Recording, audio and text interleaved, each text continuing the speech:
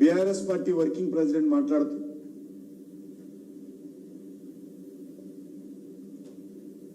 వాళ్ళ చెల్లెలైనటువంటి ఎమ్మెల్సీ కవిత గారిని, ముఖ్యమంత్రి కూతురును భారతీయ జనతా పార్టీ కక్ష సాధింపు చర్యల్లో భాగంగానే అక్రమ కేసులు పెట్టి ఈరోజు అరెస్టు చేశారని చెప్పి వారు మాట్లాడారు.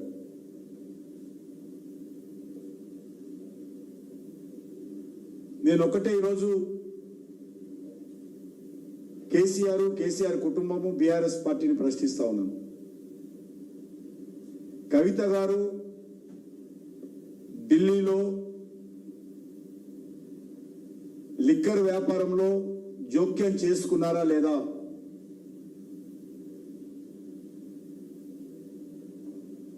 కొంతమంది వ్యక్తులతో వ్యాపార సంస్థ ఏర్పాటు చేసి అందులో తన బినామీ మనుషులను అందులో పెట్టారా లేదా?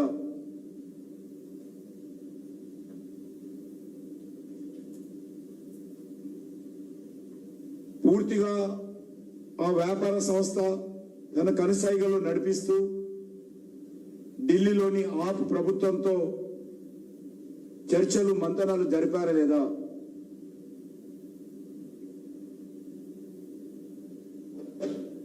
ఇందులో కోట్లాది రూపాయలు చేతులు మారాయా లేదా?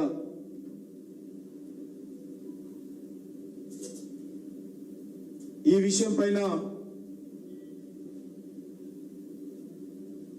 కేసీఆర్ గారు స్పందించాల్సిందిగా నేను కోరుతా ఉన్నాను. మరొకసారి మనవి చేస్తా ఉన్నాను తెలంగాణ ప్రజానీకానికి, భారతీయ జనతా పార్టీకి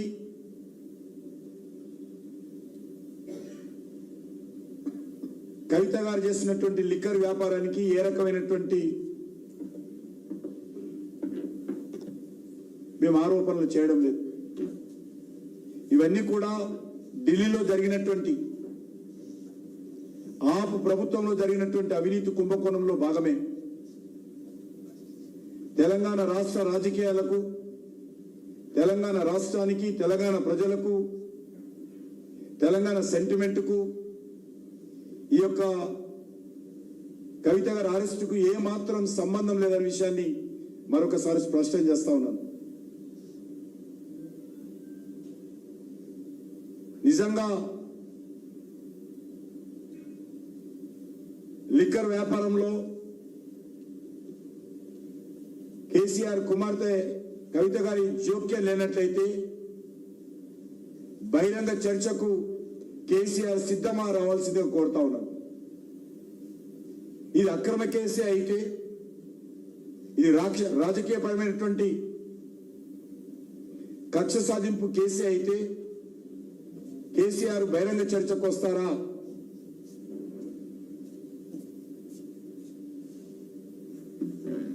బీఆర్ఎస్ హయాంలో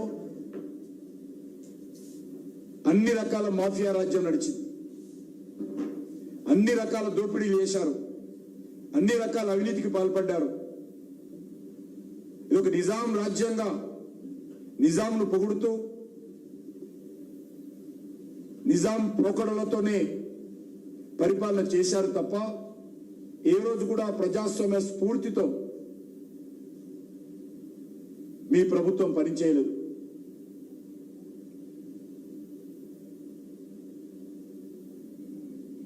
కాబట్టి మీ ఆలోచన ఇంకా ఈ యొక్క అధికారం ఏదైతున్నదో ఇంకా అధికారంలో ఉన్నట్టే వాళ్ళు భావిస్తా ఉన్నారు. బీఆర్ఎస్ పార్టీ నాయకుల కాళ్ళ కింద భూమి కదిలిపోతున్నా ఇంకా వాళ్ళు అబద్ధాలు ఆడడము, ఆరోపణలు చేయడము మానలేదు. బీఆర్ఎస్ పార్టీకి, కేసీఆర్ కుటుంబానికి అబద్ధాలు ఆడడంలో వాళ్ళని మించినటువంటి వాళ్ళు లేరు. అబద్ధాలతోటే వాళ్ళ రాజకీయాలు నడిపించారు. ప్రజలను మభ్యపెట్టడమే, ప్రజలను మభ్యపెట్టే మాటలతోటే వాళ్ళు 10 సంవత్సరాలు పరిపాలన చేశారు.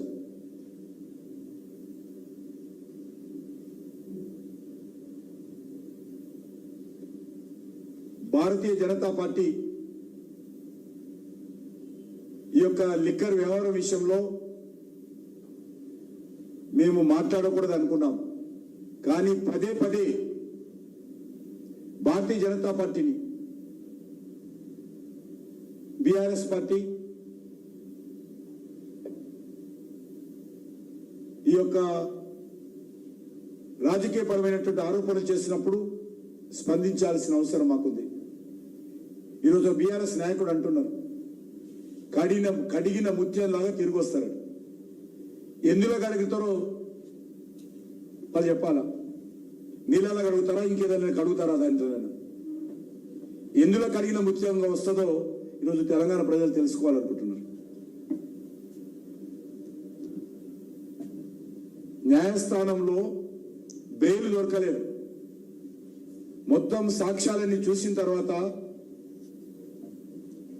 ఈడీ అనేక వివరాలు న్యాయస్థానం ముందు పెట్టిన తర్వాత అనేక రకాలుగా కవిత గారి న్యాయవాదులు వాదించినప్పటికీ కూడా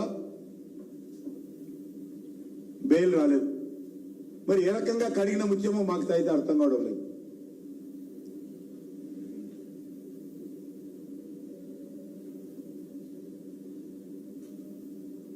నేను మరొకసారి కోరుతా ఉన్నాను, మాకు ఏ రకమైనటువంటి సంబంధం లేదు.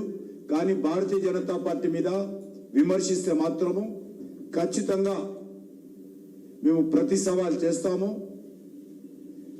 ఈ యొక్క కేసీఆర్ కుటుంబం యొక్క అవినీతిని ప్రజల ముందు పెట్టేటువంటి ప్రయత్నం ఇదే విధంగా కొనసాగిస్తామని కూడా మనం చేస్తా ఉన్నాము.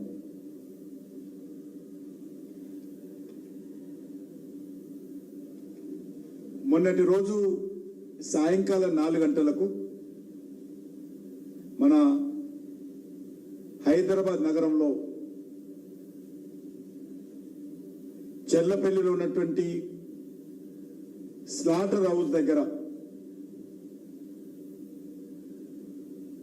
చెంగిచెల్ల స్లాటర్ హౌస్ దగ్గర